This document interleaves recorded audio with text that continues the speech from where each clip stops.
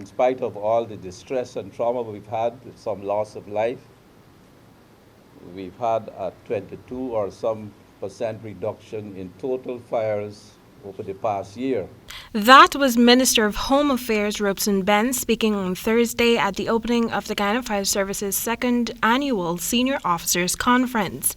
The two-day conference, which is being held at the Guyana Police Forces Training Center Auditorium, Camp Street, Georgetown, under the theme Strengthening Our Capabilities Through Training and the Use of Technology for a Safer Guyana, is to reflect on the achievements within the past year and to improve on the existing plans through discussions among the hierarchy of the Guyana Fire Service. Ben underscored that fire prevention should be a collaborative effort and the private sector has an integral role to play. In the first instance, they are the legal documents related to having erections and buildings to avoid the loss due to fire. We are way behind in this issue. We have to develop and to mount a specific campaign to do the fire inspection of buildings, commercial buildings particularly, so that they come up to some standards. The Guyana Fire Service is expected to extend its fire prevention and other services to the hinterland regions. Ben announced that the Guyana Fire Service will be procuring new technologies to prevent fires. We lately had the discovery, as it were, about the fireballs.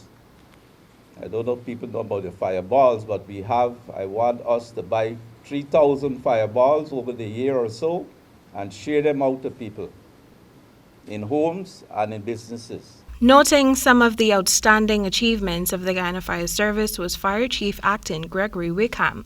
Among them is the erection of a new fire station at Eccles, East Bank, Demerara. In addition, some 3,000 persons have benefited from medical aid provided by the Fire Service's Emergency Response Services. Guyana Fire Service over the last year would have been able to touch some of our islands. I wouldn't say neglected, that were neglected, but islands that we may have started to interact with leaders in those communities.